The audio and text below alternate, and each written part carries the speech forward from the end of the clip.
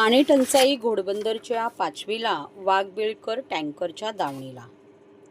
लाखो करोडो रुपयांच्या सदनिका विकत घेणाऱ्या घोडबंदरवासींना बिल्डर लॉबीने पाणी टँकरवाल्यांच्या दावणीला बांधले आहे। तर टँकर माफियांच्या फायद्यासाठी महानगरपालिका पाणी टंचाई निर्माण करते का, असा सवाल उपस्थित करत ठाण्याचे खासदार नरेश म्हस्के यांनी अधिकाऱ्यांना धारेवर धरले। घोडबंदर रोडवरील वाघबिळ परिसरातील 47 गृहसंकुलामधील नागरिकांना भेडसावत असलेल्या मूलभूत सोयीसुविधांबाबत खासदार नरेश म्हस्के यांना निवेदन सादर केले होते। या पार्श्वभूमीवर खासदार नरेश म्हस्के यांनी आज संबंधित नागरिक व महापालिका अधिकारी यांची एकत्रित भेट महापालिकेच्या कैलासवासी अरविंद पेंडसे सभागृहात घेतली। यावेळी पाणीपुरवठा, फेरीवाले समस्या, मलनिस्सारण वाहिन्या, मैदानाची उपलब्धता, खुल्या असलेल्या विद्युत वाहिन्या, अर्धवट स्थितीत असलेले रस्ते आदी प्रलंबित कामे तातडीने पूर्ण करण्याचे निर्देश खासदार नरेश म्हस्के यांनी महापालिका प्रशासनाला दिले। वाघबिळ भागातील 47 गृहनिर्माण संकुले पाणी टंचाईने त्रस्त आहेत। पाणी टंचाई निर्माण झाल्यावर लोकप्रतिनिधींनी फोन केल्यानंतर पाणी पुरवठा सुरळीत होतो, परंतु पुन्हा पाणी टंचाई निर्माण होते। पाणी पुरवठा करणाऱ्या टँकर माफियांना पिण्याचे पाणी मुबलक कसे मिळेल, असा सवाल खासदार श्री म्हस्के यांनी उपस्थित करून पाणी टंचाई टँकर माफियांसाठी केली जाते का, असा प्रश्न उपस्थित करून या भागातील नागरिकांची पाणी टंचाईमधून सुटका करा, असे आदेश दिले। खोदलेल्या रस्त्यांमुळे येथील नागरिकांना अनेक समस्यांना सामोरे जावे लागत आहे। या रस्त्याचे काम पूर्ण करण्याच्या सूचना श्री म्हस्के यांनी दिल्या। वाघबिळ परिसरात पदपथ अतिक्रमित झाले आहेत। रस्ते वाहतुकीसाठी खुले राहतील व फुटपाथही नागरिकांसाठी कायमस्वरूपी मोकळे ठेवावेत, अशा सूचना श्री म्हस्के यांनी दिल्या। गृहसंकुलांना मुबलक पाणी नियमित मिळेल या दृष्टीने उपाययोजना करण्याच्या सूचना महापालिकेच्या पाणी पुरवठा विभागास त्यांनी दिल्या। न्यायालयाच्या निर्णयानुसार मुलांना खेळण्यासाठी उपलब्ध करून द्यावीत, निर्देशही खासदारांना यावेळी दिले। महावितरण कंपनीशी संपर्क करून अस्ताव्यस्त पडलेल्या केबल सुस्थितीत व सुरक्षित कराव्यात, अशाही सूचना त्यांनी दिल्या। घनकचऱ्यासाठी विल्हेवाट लावावी, रोज 2 वेळा रस्ते सफाई व्हावी, याबाबत खबरदारी घेण्यात येईल। तर येत्या काही दिवसात यांत्रिकी पद्धतीने घोडबंदर रोडवरील रस्त्यांची सफाई केली जाणार असल्याचे उपायुक्त मनीष जोशी यांनी या बैठकीत नमूद केले। घोडबंदर रोडवर अवजड वाहनांच्या वाहतुकीसाठी वेळ निश्चित करून इतर वेळेस गाड्या उभ्या करण्यासाठी ठाणे व वसई या ठिकाणी जागा उपलब्ध करण्याच्या दृष्टीने प्रयत्न सुरू असल्याचेही खासदार नरेश म्हस्के यांनी यावेळी नमूद केले। यावेळी माजी महापौर मीनाक्षी शिंदे, माजी स्थायी सभापती राम रेपाळे, शिवसेना विभाग प्रमुख मुकेश ठोंबरे, तर प्रशासनाच्या वतीने अतिरिक्त आयुक्त 2 प्रशांत रोडे, नगर अभियंता प्रशांत सोनग्रा, उपायुक्त जीजी गोदैपुरे, मनीष जोशी, दिनेश तायडे, मुख्य लेखा वित्त अधिकारी दिलीप सूर्यवंशी, सहाय्यक आयुक्त बेला सुर्वे, उपनगर अभियंता विकास ढोले, कार्यकारी अभियंता संजय कदम, उप अभियंता अतुल कुलकर्णी व गृहसंकुलातील प्रतिनिधी उपस्थित होते। वाघबिळ परिसरातील 47 गृहसंकुलं आहेत आणि त्यांना ज्या काही समस्या होत्या, म्हणजे काही रोडच्या असतील, पाण्याच्या असतील, लाईटच्या असतील, हॉकर्सच्या असतील, महानगरपालिका संदर्भात जे काही प्रश्न होते त्या संदर्भात ज्या अडचणी होत्या तर त्या संदर्भात आज या ठिकाणी बैठक लावण्यात आली होती। सर्व विभागाचे अधिकारी या ठिकाणी उपस्थित होते आणि त्याच्यावरती एक सोल्युशन काढण्याच्या दृष्टीने, उपाययोजना करण्याच्या दृष्टीने याची बैठक झाली। आणि या बैठकीमध्ये महानगरपालिकेच्या वतीने त्यांची काही अडचणी असतील आणि त्याच्यावरती सोल्युशन निघालेले आहे, कामाला सुरुवात झालेली आहे आणि एक लोकांना चांगल्या सुविधा देण्याचा हा प्रयत्न आहे। जे लोक टॅक्स भरतात महानगरपालिकेला त्यांना सुविधा देणं हे आमचं काम आहे आणि त्या दृष्टीने आज पाऊल उचललेलं आहे। पिण्याचं पाणी नळाला येत नाही, मात्र टँकरवाल्यांना मिळतं। टँकर माफिया असाही संशय व्यक्त केला गेला त्या बैठकीमध्ये आणि त्याविषयी जर पिण्याचं पाणी जर सोसायटीला मिळत नसेल आणि टँकरवाल्यांना ते मिळत असेल तर त्याच्यावरती कारवाई करण्याची, त्याची सखोल चौकशी करून त्याच्यावरती तात्काळ कारवाई करण्याचे आदेश या बैठकीत दिलेले आहेत। मैदानं आहेत खेळण्यासाठी, मात्र हिरानंदानी सारखे मोठे कॉम्प्लेक्स त्या ठिकाणी मुलांना जाऊ देत नाही, त्याबद्दलही तुम्ही अधिकाऱ्यांना झापले. हां, अधिकाऱ्यांना, कारण खेळाचं मैदान हे मुलांना खेळण्याकरता असतं. परंतु ठाण्यामध्ये हल्ली थोडीशी काही ठिकाणी फॅशन सुरू झालेली आहे की केवळ त्याच्यावरती इव्हेंट्स केले जातात. महानगरपालिकेचं ग्राउंड आहे, परंतु वॉचमन काही गृहसंकुलाच्या बिल्डर्स लोकांनी ठेवलेले आहेत, तर त्यावरती पण कारवाई करायला सांगितलेली आहे. आणि मुलांना खेळण्याकरता ती मैदाने खुली करा. ही मैदानं खेळण्यासाठी आहेत, फक्त पैसे त्याकडनं आकारणं हे काही महापालिकेचं काम नाही. काही ठिकाणी अशा पद्धतीने होत असतं, त्यावरती अतिरिक्त आयुक्तांना सांगितलेलं आहे, त्याच्यावरती कारवाई करण्याचे त्यांनी आदेश दिलेले आहेत. ठाण्यामध्ये मोठ्या वाहतूक कोंडीचा मोठा फटका बसतोय येणाऱ्या जाणाऱ्यांना. वाहतुकीसाठी आपण या ठिकाणी नियोजन करण्याचं सांगितलं. त्या दृष्टीने MSRDC असेल, माननीय उपमुख्यमंत्री एकनाथ शिंदे साहेब यांनीसुद्धा पाऊल उचललेलं आहे. घोडबंदर रोडचं जी काही हेवी ट्रॅफिक आहे ती थांबवण्याच्या दृष्टीने काही जागा आम्ही प्लॉट शोधतो आहे. त्या ठिकाणी वेळेच्या आधी जर काही गाड्या येणार असतील तर वसई वगैरे या ठिकाणी ते ट्रॅफिक थांबवलं जाईल, त्या ठिकाणी पार्किंग केलं जाईल आणि त्यानंतर जी वेळ त्यांना ठरवून दिली जाईल असेल रात्रीच्या नंतर, त्यावेळी त्या गाड्या सोडल्या जातील.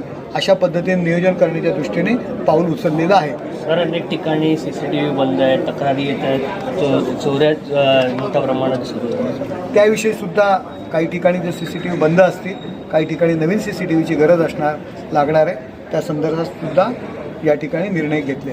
सर, काही राजकीय प्रश्न आहेत. काल आपली बैठक झाली, त्या बैठकीमध्ये बाळासाहेब ठाकरे स्मारक अध्यक्षपदावरनं उद्धव ठाकरे यांची हकालपट्टी करावी असे निर्णय झालेले आहेत. आज मकर संक्रांत आहे, तिळगुळ घ्या, गोडगोड बोला. आदित्य ठाकरेजी, त्यामुळे आजचा विषय ठाणे शहराच्या संबंधित आहे, त्याविषयी आपण चर्चा करू. महाराष्ट्रातील भगिनींना आधार देणारी राज्य शासनाची मुख्यमंत्री माझी लाडकी बहीण योजना. या योजनेअंतर्गत अल्प उत्पन्न गटातील 21 ते 65 वयोगटाच्या भगिनींना मिळणार दरमहा 1500 रुपयांची मदत. अर्ज करण्यासाठी 31 ऑगस्ट 2024 पर्यंत मुदतवाढ. कुटुंबाचं वार्षिक उत्पन्न 2.5 लाख रुपयांपेक्षा कमी असलेल्या महिला पात्र. कुटुंबाकडे पिवळं किंवा केसरी रेशन कार्ड असल्यास उत्पन्नाचा दाखला आवश्यक नाही. पांढरं रेशन कार्ड असेल किंवा रेशन कार्ड नसेल तर कुटुंबाचं वार्षिक उत्पन्न 2.5 लाखांपेक्षा कमी असल्याचा दाखला आवश्यक. योजनेसाठीचा ऑनलाईन अर्ज नारी शक्ती दूत ॲपवरून किंवा पोर्टलवर भरता येईल. ज्या भगिनींना ऑनलाईन अर्ज भरता येत नसेल त्यांच्यासाठी अंगणवाडी, ग्रामपंचायत, वॉर्ड ऑफिस, सेतू सुविधा केंद्रामध्ये किंवा आशाताई बचत गटाच्या CRP यांची मदत उपलब्ध. आता आपल्याला अभिमानानं म्हणता येईल, सुखी आणि सुरक्षित आहे माझी लाडकी बहीण.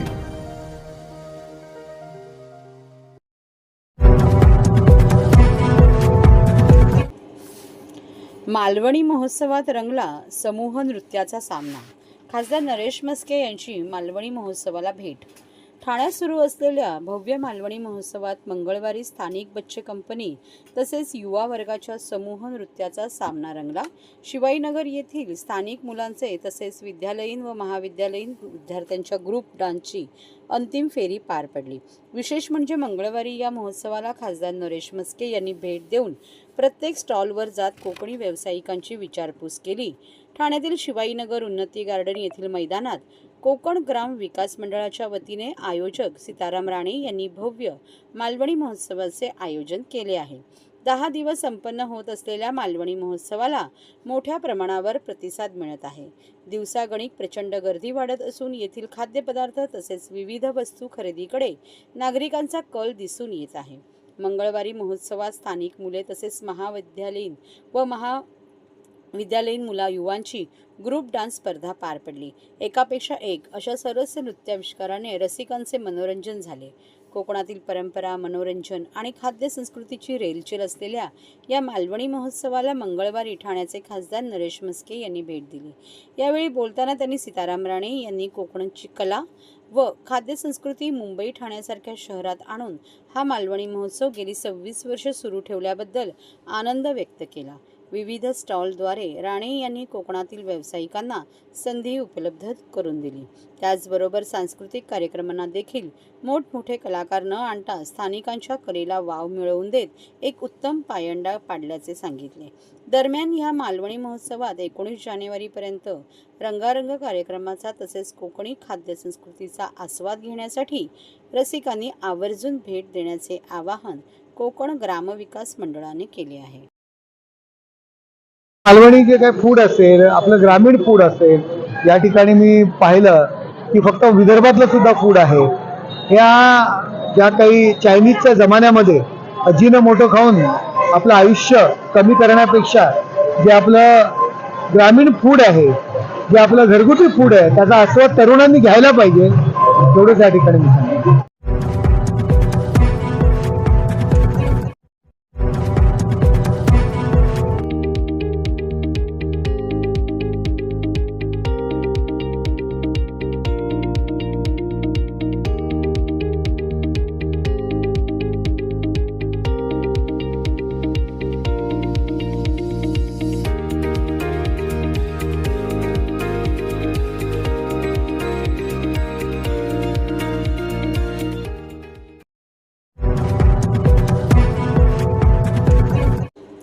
ठाणे श्रीनगर येथील अयप्पा मंदिरात मकरज्योती सण मोठ्या उत्साहात साजरा.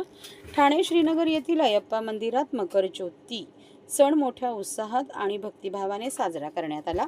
या मंदिराची स्थापना 36 वर्षापूर्वी तुकाराम शिंदे यांनी दिलेल्या जागेवर करण्यात आली होती. लहानशा स्वरूपाचे हे मंदिर आज भव्य स्वरूपात उभे आहे आणि ते भाविकांचे श्रद्धास्थान बनले आहे. संक्रांतीच्या दिवशी मंदिरात पोंगल सणांचा विशेष सोहळा आयोजित करण्यात आला. यावेळी माजी नगरसेवक मनोज शिंदे यांना दरवर्षीप्रमाणे प्रथम दिवे लावण्याचा मान मिळाला. त्यांच्या हस्ते दिवे लावल्यानंतरच इतरांनी दिवे प्रज्वलित केले.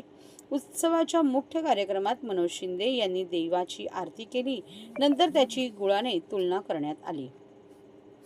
मंदिरात भाविकांची मोठी गर्दी पाहायला मिळाली. भक्तांनी पोंगलचे प्रसाद वितरण करून सण साजरा केला. अयप्पा मंदिराच्या व्यवस्थापनाने या कार्यक्रमाचे उत्कृष्ट नियोजन केले होते.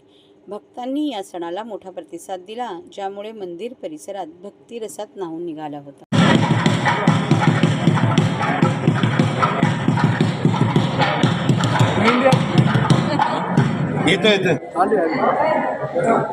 या मंदिराची एक ऐतिहासिक असा त्याला मागे पुरावा आहे. 37 वर्ष या मंदिराला झाले बांधून.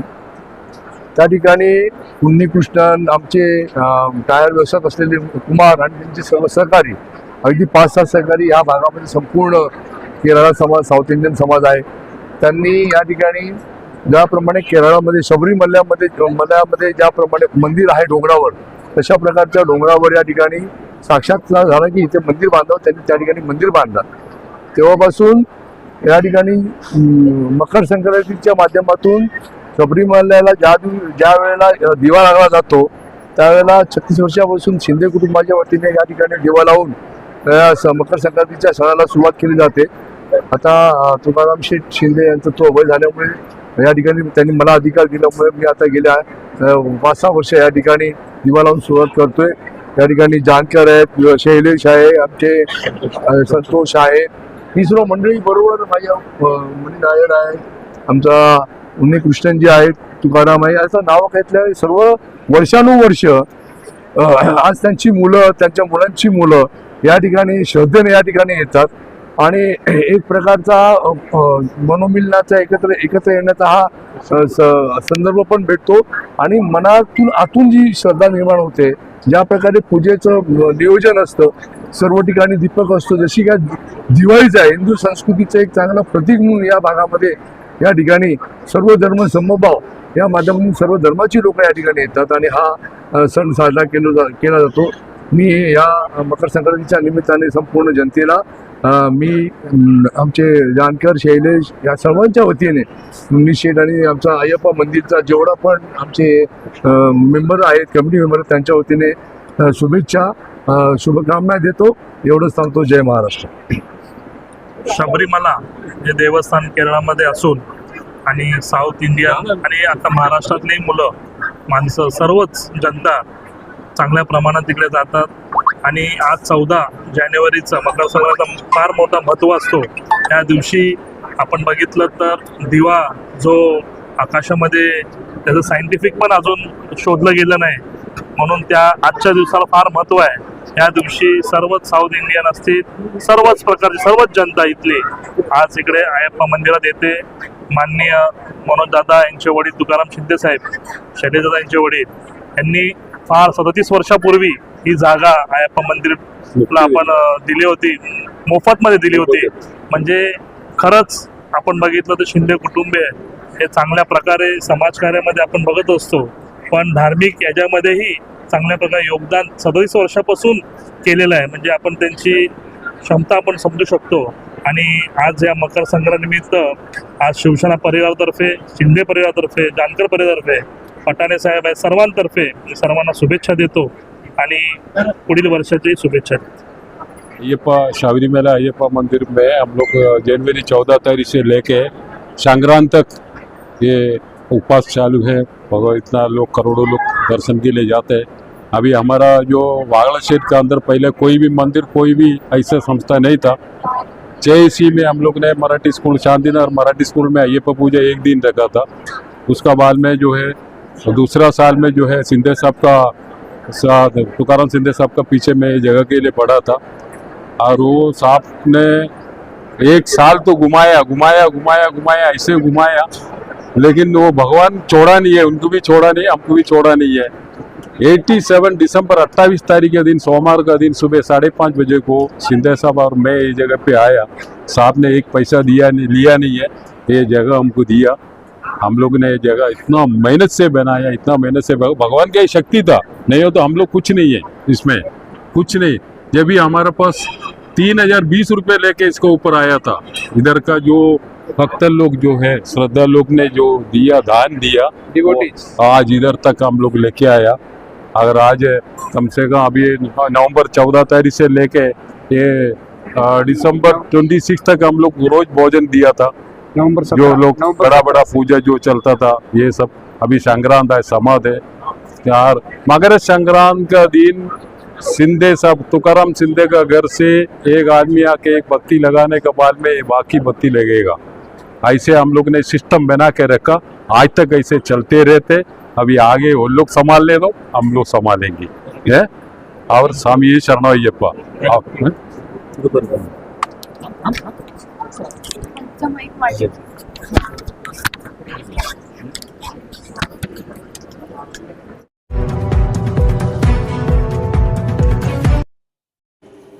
अटलजींच्या द्रष्टेपणामुळेच भारतात आर्थिक ई क्रांती, रामभाऊ म्हाळगी स्मृती व्याख्यानमालेत सारंग दर्शने यांनी उलगडला अटलजींचा वसा आणि वारसा. भारताचे पंतप्रधान पद 3 वेळा भूषवणाऱ्या भारतरत्न अटल बिहारी वाजपेयी यांनी आपल्या कारकिर्दीमध्ये आर्थिक आघाडीवर मोठे काम केले. किंबहुना अटलजींच्या द्रष्टेपणामुळेच भारतात कम्युनिकेशनची आर्थिक ई क्रांती झाली, असे प्रतिपादन सुप्रसिद्ध पत्रकार आणि लेखक सारंग दर्शने यांनी केले. ठाण्याच्या सरस्वती क्रीडा संकुल पटांगणात आमदार संजय केळकर यांच्या माध्यमातून सुरू असलेल्या 39व्या कैलासवासी रामभाऊ म्हाळगी स्मृती व्याख्यानमालेत सारंग दर्शने यांनी सोमवारी 13 जानेवारी रोजी अटलजींचा वसा आणि वारसा हे 6वे पुष्प गुंफले. यावेळी व्यासपीठावर या सत्राचे अध्यक्ष शरद गांगल, अध्यक्ष ठाणे जनता सहकारी बँक सुहास जावडेकर उपस्थित होते. लेखक दर्शने यांनी अटलजींच्या चरित्राचे पैलू उलगडताना संघाचे प्रचारक, जनसंघ ते पंतप्रधान पदापर्यंतचा प्रवास श्रोत्यांसमोर मांडला. 1950चे दशक ते 1977 पर्यंतचा काळ बिकट होता. समाजात उद्योजकतेला स्थान मिळत नव्हते. जागतिक अर्थव्यवस्थाही दोलायमान स्थितीत होती. जनसंघाचे संस्थापक सदस्य, भारतीय जनसंघाचे अध्यक्ष ते भारतीय जनता पक्षाचे अध्यक्ष बनलेल्या अटलजींनी त्याही वातावरणात देशाची प्रतिमा उंचवण्याचे कार्य केले. 1985-86 नंतर भारतीय जनता पक्षामध्ये गांधीवादी समाजवाद मागे पडत गेल्याचे सांगून दर्शने यांनी अटलजींच्या प्रतिभाशाली राजकीय कारकिर्दीवर प्रकाश टाकला. 1996, 98 आणि 99 असे 3 वेळा अटलजींनी पंतप्रधान पद भूषवले. त्यांच्या कारकिर्दीमध्येच भारताने आर्थिक आघाडीवर मोठे काम केले. कम्युनिकेशनचे खाते स्वतःकडे घेत अटलजींनी कम्युनिकेशनचे ब्रिटिशकालीन कायदे बदलून दूरसंचार धोरणात आमूलाग्र बदल केले. अटलजींच्या या द्रष्टेपणामुळेच भारतात कम्युनिकेशनची आर्थिक क्रांती झाली, ज्यामुळे देशातील 100 कोटी जनता आज पेमेंटचा वापर करत असून त्याचा पदोपदी प्रत्यय येत असल्याचे दर्शने यांनी सांगितले. या मोठ्या एका दैदिप्यमान कारकिर्दीचा समारोप त्यावेळेलाच खरं तर झाला होता आणि त्यावेळेला एकच नंतरचं फक्त आपल्या सगळ्यांच्या डोळ्यासमोर राहणारं चित्र म्हणजे त्यांना जेव्हा भारतरत्न घरी जाऊन दिलं होतं तो क्षण आपल्या सगळ्यांच्या मनामध्ये राहिला आहे. आणि मला असं वाटतं अटलजींच्या अंत्ययात्रेमध्ये नरेंद्र मोदींनी सगळ्या देशाच्या वतीने एक फार प्रतिकात्मक फार सुंदर त्यांनी कृती केली. ती म्हणजे ते स्वतः चालत तिथपर्यंत गेले आणि अटलजींना निरोप दिला. एका अर्थाने खरं तर अटलजींना निरोप दिला असला तरी ते कायम राहणार आहेत. आणि मला असं वाटतं की केवळ भारतीय जनता पक्षाचाच नव्हे तर एकूण देशाच्या वाटचालीवरती पुढची किमान 50-100 वर्ष हा अटलजींच्या सगळ्या कामाचा त्यांच्या विचारांचा असा प्रभाव आणि पगडा राहील असं मला स्वतःला वाटतं. आपण सगळेजण थांबलात इतका वेळ याच्याबद्दल धन्यवाद. आणि मगाशी मला उशीर झाल्याबद्दल परत एकदा तुमच्या सगळ्यांची माफी मागतो.